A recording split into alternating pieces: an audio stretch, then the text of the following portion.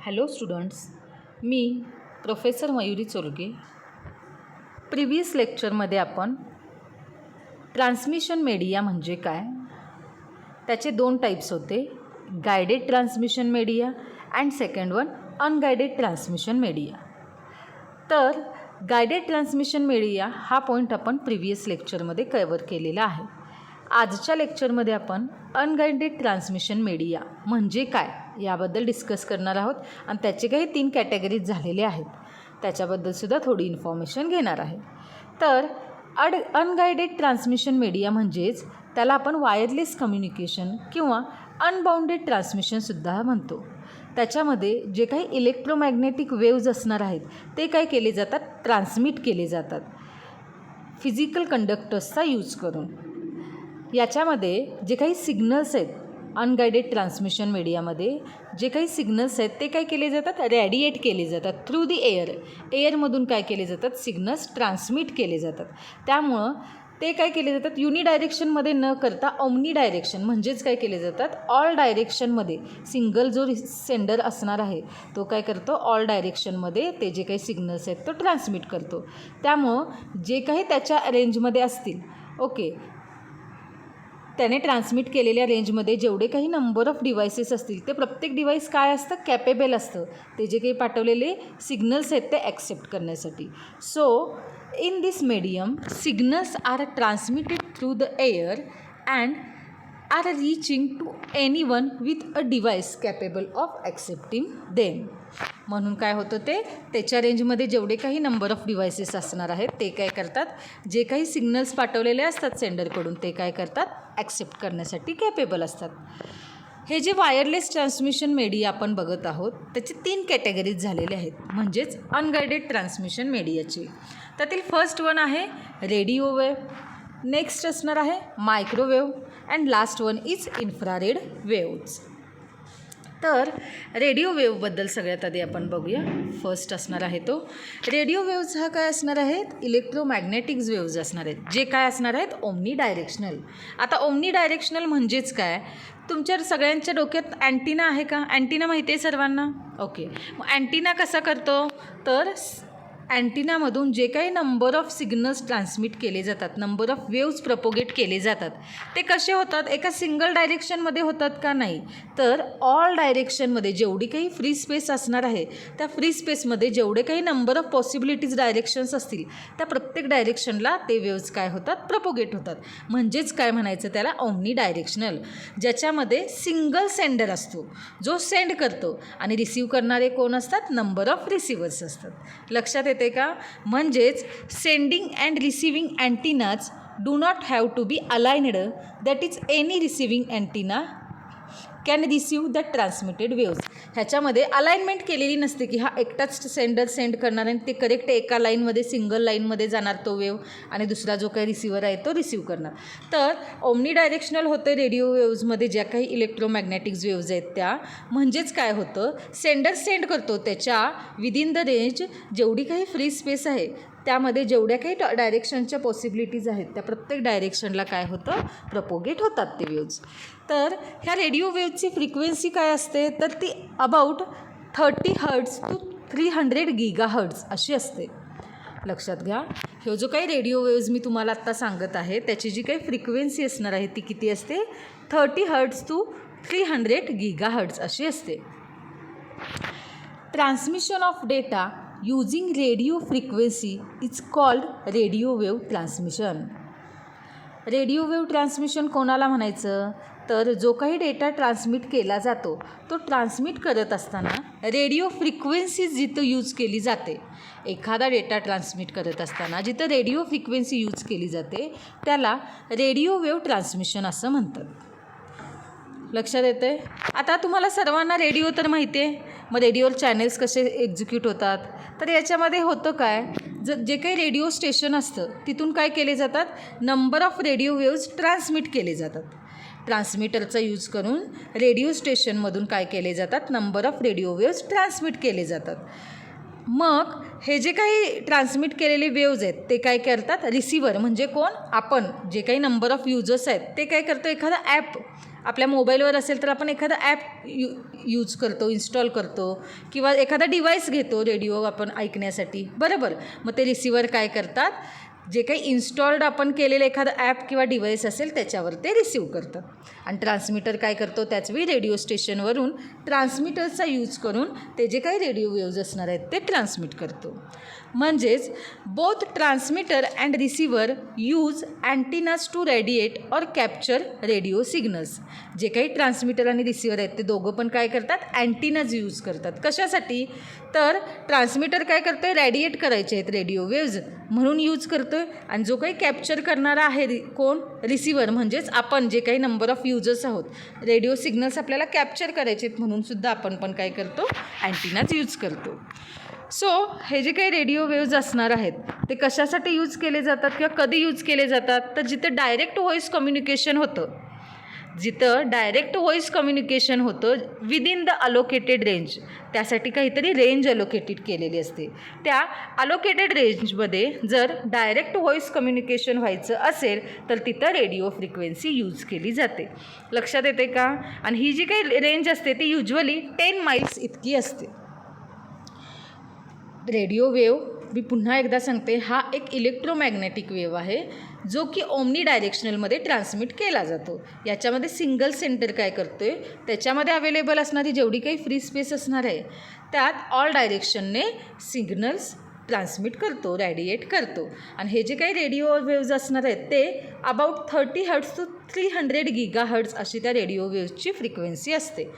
Next मी काय सांगितलं तुम्हाला, हा जो डेटा आहे, हा जो रेडिओ फ्रिक्वेन्सी आहे ते कुठं यूज केली जाते, तर ती डायरेक्ट व्हॉईस कम्युनिकेशनच्या तिथं यूज केली जाते ज्याच्यामध्ये रेंज अलोकेट केलेली असते. आणि ही जी काही अलोकेट केलेली रेंज आहे ती जनरली किती असते, 10 माइल्स इतकी असते. लक्षात येते का. Okay. Radio waves are easy to generate and penetrate buildings, also can travel long distance. हे जे काही रेडिओ वेव्ज आहेत ते जनरेट करणं, क्रिएट करणं खूप इझी आहे. प्लस ते काय करतात, एखादी बिल्डिंग असेल किंवा बिल्डिंगचं वॉल असेल तर ते पेनिट्रेट करण्यासाठी त्याच्यातून जे काही रेडिओ वेव्ज आहेत ते काय करतात, लाँग डिस्टन्स काय करू शकतात, ट्रॅव्हल्स करू शकतात. म्हणजेच रेडिओ वेव्ज काय कवर करतात, लार्ज एरिया काय करू शकतात, कव्हरअप करू शकतात. प्लस जे काही बिल्डिंग्सचे वॉल असतील ते सुद्धा ते पेनिट्रेट करू शकतात. लक्षात येते का. ओके. डायग्राम बघा. So this is the diagram of radio waves. Figure A आणि बी लक्षात घ्या. याच्यामध्ये ग्राउंड वेव्ह आहे, नेक्स्ट अर्थ सरफेस आहे. दिसते सगळ्यांना. ए आणि बी अशा 2 डायग्राम आहेत रेडिओ वेव्जच्या. नेक्स्ट पॉईंट असणार आहे microwaves. Microwaves includes a line of sight transmission, that is the sending and receiving antennas that need to be properly aligned with each other. म्हणजेच काय, डायग्राम दाखवते तुम्हाला म्हणजे लक्षात येईल तुमच्या. याच्यामध्ये काय केलं जातं, जो डेटा सेंड करणार आहे किंवा सिग्नल्स जे काही वेव्ज असतील ते सेंड करणार आहेत आणि रिसिव्हर जे काही ॲक्सेप्ट करणार आहे हे करण्यासाठी अलाइनमेंट गरजेची असते. म्हणजे प्रॉपरली इथे 1 to 1 कम्युनिकेशन घडून येतं. सिंगल सेंडर असतो आणि सिंगल रिसिव्हर असतो. कुठं, मायक्रोवेव्हमध्ये. आणि हे काय असणार आहे, 1 to 1 आहे, त्यामुळंच हे युनिडायरेक्शनल असणार आहे. त्यामुळं मायक्रोवेव्हची प्रॉपर्टी तुम्ही काय सांगू शकता, युनिडायरेक्शनल. रेडिओ वेव्हचं आपण काय सांगितलं, ओमनी डायरेक्शनल, कारण ज्याच्यामध्ये एकच सेंडर असतो आणि मल्टिपल रिसिव्हर असतात. जसं की तुमचं रेडिओ स्टेशनवरून एकच स्टेशन थ्रू काय केलं जातं, सेंड केले जातात वेव्ज आणि मल्टिपल आपण जे काही युजर्स आहेत ते रिसीव्ह करतो, ॲक्सेप्ट करतो. पण मायक्रोवेव्हच्या बाबतीत काय होतं, तर जे काही ट्रान्समिशन होतं आहे त्याच्यासाठी ट्रान्समिशन होताना अलाइन्ड असणं गरजेचं आहे. ते प्रॉपरली अलाइन्ड असणं सेंडर आणि रिसिव्हरचे अँटिना गरजेचे आहेत. मग ह्याचं जे काही डिस्टन्स असतं, सेंडर आणि रिसिव्हर यांच्यामध्ये जे काही डिस्टन्स असतं ते directly proportional to the height of the antenna असं असतं. लक्षात घ्या, मायक्रोवेव्हजमध्ये जे काही सेंडर आणि रिसिव्हर असतात त्या दोघांच्यामध्ये असणारं जे डिस्टन्स आहे ते डायरेक्टली प्रोपोर्शनल कोणाला असणार आहे, तर जो काही अँटिना असणार आहे त्याच्या हाईटला काय असणार आहे, डायरेक्टली प्रोपोर्शनल असणार आहे, which is covered by the signal, जे सिग्नलने कवर्ड केलेले आहेत. In mobile phone communication and television these are majorly used. हे कुठं जनरली यूज केलं जातं, तर तुमचं जे काही फोन कम्युनिकेशन आहे किंवा टेलिव्हिजन डिस्ट्रीब्युशन तिथं मायक्रोवेव्ज जनरली यूज केले जातात. जर सेंडर आणि रिसिव्हरमधलं जे काही डिस्टन्स आहे ते शॉर्ट असेल तर मायक्रोवेव्ज यूज करणं इनएक्सपेन्सिव्ह असतं. पण तेच जर त्या दोघांमध्ये असणारं डिस्टन्स जर काय असेल, लॉंगर असेल, मॅक्झिमम असेल, तर मात्र मायक्रोवेव्ज यूज करणं काय इथं होतं, एक्सपेन्सिव्ह होतं. कारण त्याला हायर टॉवरची गरज असते. का हायर टॉवरची गरज असते, कारण मी आत्ताच तुम्हाला सांगितलं त्या दोघांच्यामध्ये जे काही डिस्टन्स असतं ते डायरेक्टली प्रोपोर्शनल कोणाला असतं, त्या अँटिनाच्या हाईटला, हाईट ऑफ दी अँटिना. लक्षात येते का? Okay. So due to unidirectional properties of microwave they are very useful when unicast communication. आता युनिकास्ट कम्युनिकेशन म्हणजे काय, 1 to 1 कम्युनिकेशन होतं, त्याला आपण काय म्हणतो, युनिकास्ट कम्युनिकेशन म्हणतो. मग ज्याच्यामध्ये सेंडर आणि रिसिव्हर, ओके, ह्याच्यामध्ये असे सेंडर आणि रिसिव्हर अलाइनड असतात. सो युनिडायरेक्शनल प्रॉपर्टीजमुळे मायक्रोवेव्ह कुठं यूज केला जातो, जिथं 1 to 1 कम्युनिकेशन होतं तिथं मायक्रोवेव्हज यूज केले जातात, कारण सेंडर आणि रिसिव्हर अलाइनड असतात. लक्षात येते तुमच्या? ओके. डायग्राममध्ये पण तुम्हाला दाखवलं आहे बघा, इथं ट्रान्समिटिंग अँटिना एक आहे, नेक्स्ट आहे तो रिसिव्हिंग अँटिना. ते अलाइनमेंटमध्ये आहेत का, म्हणजे फिक्स पॉईंट टू पॉईंट तिथं काय होते, ट्रान्समिशन ऑफ वेव्ज होते. आणि खाली लिहिलं आहे बघा, लाईन ऑफ साईट, बरोबर. आणि फर्स्ट वन असणार आहे तो कोण असणार आहे, ट्रान्समिट करणारा station, that is transmitting station. आणि नेक्स्ट वन असणार आहे रिसिव्हिंग स्टेशन. आता हे जे काही मायक्रोवेव्ज असणार आहेत त्या मायक्रोवेव्हचे ट्रान्समिट करत असणार ना, त्याच्याने पुन्हा 2 टाईप्स पडलेले आहेत. हे जे काही मायक्रोवेव्ह ट्रान्समिशन असणार आहे त्याचे 2 टाईप पडलेले आहेत. फर्स्ट वन आहे टेरेस्ट्रायल मायक्रोवेव्ह आणि सेकंड वन आहे सॅटेलाईट मायक्रोवेव्ह. आता टेरेस्ट्रायल मायक्रोवेव्ह म्हणजे काय, तर frequency of electromagnetic waves between 300 megahertz to 300 gigahertz called microwaves. Terrestrial microwave म्हणजे काय, असे इलेक्ट्रोमॅग्नेटिक वेव्ज ज्याची फ्रिक्वेन्सी काय पाहिजे, 300 मेगाहर्ट्ज टू 300 गीगाहर्ट्ज, अशी ज्या इलेक्ट्रोमॅग्नेटिक वेव्सची फ्रिक्वेन्सी असते त्याला टेरेस्ट्राईल मायक्रोवेव्ह असं म्हणतात. आता हे जे काही वेव्ज असणार आहेत ते काय असणार आहेत, युनिडायरेक्शनल, कारण मायक्रोवेव्हच काय असणार आहे, युनिडायरेक्शनल. मग त्याचे 2 टाईप्स कोण असणार आहेत, सॅटेलाईट मायक्रोवेव्ह आणि टेरेस्ट्राईल. ते सुद्धा ऑफकोर्स कोण असणार आहेत, युनिडायरेक्शनल. मग जेव्हा antenna, when through an antenna microwave are transmitted they can be narrowly focused. जेव्हा अँटिनाचे थ्रू मायक्रोवेव्ह ट्रान्समिट केले जातात त्यावेळी ते काय करतात, नॅरोली तिथं फोकस्ड करतात. म्हणजेच सेंडर आणि रिसिव्हरचे जे काही अँटिनाज असणार आहेत ते कंपल्सरी अलाइनड असणं गरजेचं असतं. लक्षात येते का? ओके. सो मायक्रोवेव्ह ट्रान्समिशन हे काय असणार आहे, चीपर असणार आहे than using the cables. Cable use करण्यापेक्षा मायक्रोवेव्ह ट्रान्समिशन काय असणार आहे, त्यापेक्षा ऑफकोर्स ते चीप असणार आहे. It does not require any land for the installation of cables. त्याला कोणतंही इन्स्टॉलेशन, जसं केबल आपण इन्स्टॉलेशन वगैरे करायला लागते केबल यूज करताना, तसं कोणतंही इन्स्टॉलेशन इथं रिक्वायर्ड नसतं. Next, microwave transmission provides easy communication. आणि हे मायक्रोवेव्ह ट्रान्समिशन यूज केल्यामुळे जे काही कम्युनिकेशन आहे ते इझिली आपण करू शकतो.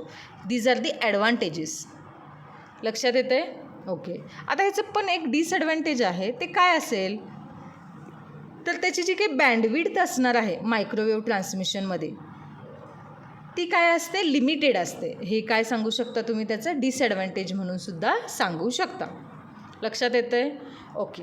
आता नेक्स्ट असणार आहे तो कोण आहे, सॅटेलाईट मायक्रोवेव्ह. सॅटेलाईट मायक्रोवेव्ह म्हणजे काय, a satellite is an entity that revolves around the earth at a certain height. लक्षात घ्या, सॅटेलाईट म्हणजे काय, एक अशी एंटिटी जी काय करते, रिव्हॉल्व होते, ओके, कोणाच्या भोवती? तर अर्थच्या भोवती, आपल्या पृथ्वीभोवती काय होते? सॅटेलाईट ही एंटिटी रिव्हॉल्व होते पर्टिक्युलर एका हाईटसाठी, एक फिक्स्ड सर्टन अशा हाईटला आपल्या पृथ्वीभोवती रिव्हॉल्व होते अशी एंटिटी म्हणजेच कोण? सॅटेलाईट. आता हे जे काही सॅटेलाईट कम्युनिकेशन असणार आहे ते काय करते? मोर फ्लेक्झिबिलिटी काय करते? प्रोव्हाइड करते कम्पेअर्ड टू फायबर ऑप्टिक्स आणि केबल सिस्टीम. जे काही केबल सिस्टीम आणि फायबर ऑप्टिक्स आहेत त्यांच्या कम्पॅरेटिव्हली सॅटेलाईट कम्युनिकेशन काय करते? मोर फ्लेक्झिबिलिटी प्रोव्हाइड करते. आता हे जे काही सॅटेलाईट्स आहे ते ॲक्च्युली कसं वर्किंग होतं आहे? तर this satellite receives the signal that is transmitted from the earth station and it amplifies this signals. लक्षात घ्या, सॅटेलाईट कुठले सिग्नल्स रिसीव करतात? असे सिग्नल्स जे अर्थ स्टेशनकडून ट्रान्समिट केले जातात आणि मग हेच काय केले जातात? सिग्नल्स ॲम्प्लिफाईज केले जातात. मग ॲम्प्लिफाईज केल्यानंतर पुन्हा जे काही ॲम्प्लिफाईड सिग्नल्स आहेत ते पुढच्या अर्थ स्टेशनला काय केले जातात? रिट्रान्समिट केले जातात. सॅटेलाईटचं वर्किंग कसं होतं आहे बघा. पहिल्यांदा सॅटेलाईट काय करतो आहे?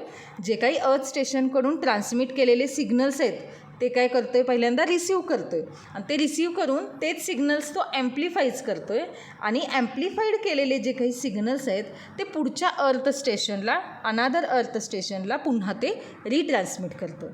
हे सॅटेलाईटचं ॲक्च्युअल वर्किंग असतं. लक्षात येतं आहे? आता ते आपल्याला काय काय प्रोव्हाइड करतं आहे बघूया. It provides transmission capability to and from any location on earth. ते कोणत्याही अर्थच्या लोकेशनकडून जे काही ट्रान्समिशनची कॅपेबिलिटी आहे ती प्रोव्हाइड करते. मग अर्थच्या कुठल्याही लोकेशनपासून ते आपल्याला ट्रान्समिट करू देत किंवा आपण त्याला ट्रान्समिट करायचं असू दे. ओके, सो जी काही ट्रान्समिशनची कॅपेबिलिटी आहे तीसुद्धा सॅटेलाईट प्रोव्हाइड करते. नेक्स्ट काय करतं आहे?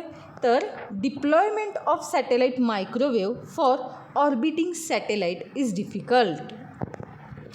तर जे काही हाय क्वालिटी कम्युनिकेशन असणार आहे ते undeveloped parts of the world without requiring a huge investment in the ground based infrastructure. त्यामुळे ते कुठं यूज केलं जातं? जसं की रेडिओ, टी व्ही सिग्नल्सचे ब्रॉडकास्टिंग करायचं असेल, ओके, किंवा फोरकास्टिंग करायचं असेल रेडिओ टी व्ही सिग्नल्सचं, मोबाईल कम्युनिकेशन करायचं असेल मोबाईल टू मोबाईल, किंवा वायरलेस कम्युनिकेशन जे काही ॲप्लिकेशन्स असतात तिथं काय केलं जातं? सॅटेलाईट मायक्रोवेव्ह यूज केले जातात. नेक्स्ट पॉईंट असणार आहे दॅट इज इन्फ्रारेड वेव्ज. आता हे जे काही इन्फ्रारेड वेव्ज असणार आहेत त्याची फ्रिक्वेन्सी काय असते? तर 300 GHz टू 430 THz. लक्षात घ्या, ज्या वेव्सची फ्रिक्वेन्सी 300 GHz टू 430 THz अशी असते त्याला इन्फ्रारेड वेव्ज असं म्हणतात. आणि जे कुठं यूज केले जातात? तर जिथे शॉर्ट रेंज कम्युनिकेशन रिक्वायर्ड असतं ना तिथं इन्फ्रारेड वेव्ज यूज केले जातात. लक्षात येते? आता हे जे काही इन्फ्रारेड वेव्ज आहेत ज्याची फ्रिक्वेन्सी हाय आहे ते बिल्डिंग्स जे आहेत त्या बिल्डिंग्सच्या वॉल्स पेनिट्रेट करू शकत नाहीत. Infrared waves of high frequency can not penetrate walls. हे जे काही इन्फ्रारेड वेव्ज आहेत ज्याची फ्रिक्वेन्सी हाय असते ते वॉल्स काय करू शकत नाहीत? पेनिट्रेट करू शकत नाहीत. मग त्याच्या ह्याच कॅरेक्टरिस्टिक्समुळं काय होतं? हे जे काही वेव्ज आहेत इन्फ्रारेड वेव्ज त्याच्या ह्या कॅरेक्टरिस्टिक्समुळे ते काय करतं? वन सिस्टीम आणि अनादर सिस्टीम अशा दोन सिस्टीम आहेत तर त्यांच्यामध्ये इंटरफेस प्रिव्हेंट करण्याचं काम करतं. लक्षात घ्या, इन्फ्रारेड वेव्ज जे आहेत त्याची फ्रिक्वेन्सी हाय असल्यामुळं ते एखादं वॉल पेनिट्रेट करू शकत नाहीत आणि ते पेनिट्रेट करू शकत नाहीत म्हणूनच ते काय करतात? कोणत्याही दोन सिस्टीम असतील तर त्या दोन सिस्टीममधला जो काही इंटरफेस असणार आहे इंटरफरन्स, तो इंटरफरन्स काय करतात? प्रिव्हेंट करण्याचं काम करतात. म्हणजेच शॉर्ट रेंज कम्युनिकेशन सिस्टीम जिथं असेल, सपोज तुमच्या रूममध्ये कन्सिडर करूया आपण, त्याला बाहेरचा ओके कुठल्याही दुसऱ्या सिस्टीमचा कोणताही इफेक्ट होत नाही. लक्षात येतं आहे का? म्हणूनच इन्फ्रारेड वेव्ज हे जे असणार आहेत ते जनरली कुठं यूज केले जातात? जिथं शॉर्ट रेंज कम्युनिकेशन आहे तिथं. आणि ते काय करतं? कोणाला प्रिव्हेंट करतं? तर interference between one system and अनादर, कोणत्याही दोन सिस्टीममध्ये इंटरफरन्स प्रिव्हेंट करतं. जर आपण इन्फ्रारेड रिमोट कंट्रोल यूज केलं तर interference with the use of remote by our neighbours. We do not interference, आपण काय करू शकत नाही, इंटरफेअर करू शकत नाही. कोणाबरोबर? तर जे काही नेबर्स असणार आहेत त्यांच्यासोबत रिमोटचा यूज करून आपण इंटरफेअर करू शकत नाही. लक्षात येतं आहे का? मी पुन्हा एकदा सांगते, इन्फ्रारेड रिमोट कंट्रोल जे आहे त्याचा यूज करून आपण जे काही शेजारी असणार आहेत, शेजारची जी काही सिस्टीम असणार आहे, ओके, त्या सिस्टीममध्ये आपण इंटरफेअर करू शकत नाही रिमोटचा यूज करून. नेक्स्ट, हे जे काही लो फ्रिक्वेन्सी इन्फ्रारेड वेव्ज असणार आहेत ते कुठं यूज केले जातात? तर मी सांगितल्याप्रमाणे ते शॉर्ट रेंज डिस्टन्स कम्युनिकेशनमध्ये यूज केले जातात.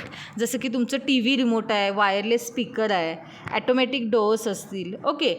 आणि हे जे इन्फ्रारेड सिग्नल्स आहेत ते काय केले जातात? विदिन द रूम प्रपोगेट होतात, ओके. ते विदिन द रूम प्रपोगेट होतात, पण ते वॉल्स जे आहेत बिल्डिंग्सचे ते पेनिट्रेट करू शकत नाहीत. ह्याचं जर एक्झाम्पल जर तुम्हाला पाहिजे असेल तर आपलं जे काही टी व्हीचं रिमोट आहे तर आपण त्या विदिन द रूममध्ये काय करू शकतो आहे? त्या टी व्हीचं चॅनल्स युजिंग रिमोट चेंज करू शकतो आहे. पण तेच आपण दुसऱ्या रूममध्ये बसून थ्रू वॉल आपण ते चॅनल टी व्हीचं चेंज करू शकतो का? नाही. म्हणजेच हे जे काही वेव्ज असणार आहेत इन्फ्रारेड वेव्ज ते काय करतात? बिल्डिंग्सचे जे काही वॉल्स असणार आहेत ते पेनिट्रेट करू शकत नाहीत, ओके. किंवा मगाशी सांगितल्याप्रमाणे मी ते दुसऱ्या रूम किंवा जे काही नेबर्सची सिस्टीम असणार आहे तिथं इंटरफेअर करू शकत नाहीत, याचाच अर्थ. लक्षात आलं? आपण त्याच रूममध्ये बसून आपल्याला ते जे काही टी व्हीचे सिग्नल्स असतील, चॅनल्स असतील ते रिमोटचा यूज करून चेंज करावे लागतात. अनदर रूममध्ये बसून आपण त्या टी व्हीचं चॅनल चेंज करू शकणार आहे काही नाही, कारण हाय फ्रिक्वेन्सीमुळं. म्हणूनच ते काय करू शकत नाहीत म्हटलेलं आहे. जे काही वॉल्स असणार आहेत ते पेनिट्रेट करू शकत नाहीत. म्हणजेच ते कुठंच फक्त प्रपोगेट होतात तर विदिन द रूम. लक्षात येते का? त्यामुळं हे त्याची जी काही शॉर्ट रेंज आहे त्यामुळं असं कन्सिडर केलं जातं की हा मोस्ट सिक्युअर ट्रान्समिशन मोड आहे, असं कन्सिडर केलं जातं. लक्षात येतं आहे? त्याची डायग्राम चेक करा. इलेक्ट्रोमॅग्नेटिक स्पेक्ट्रम फर्स्ट ब्लॉकमध्ये लिहिलं आहे radio wave, next microwave, next आहे infrared radiation, visible light, okay, ultraviolet radiation, X-rays आणि गॅमा रेज. लक्षात येतं आहे? So this type of wide bandwidth can be used to transmit digital data with high data rate. लक्षात येते काय बघा? So हे जे काही कम्युनिकेशन असणार आहे ते आपल्याला काय प्रोव्हाइड करतं? इन शॉर्ट सिक्युरिटी प्रोव्हाइड करतं विथ मिनिमम इंटरफरन्स. मिनिमम इंटरफरन्ससोबत ते आपल्याला काय करतं? बेटर सिक्युरिटी प्रोव्हाइड करतं. हे झालं आपल्या इन्फ्रारेड वेव्जबद्दल. लक्षात येते सर्वांच्या? ओके, इथं हा आपला पॉईंट फिनिश होतो आहे. थँक्यू.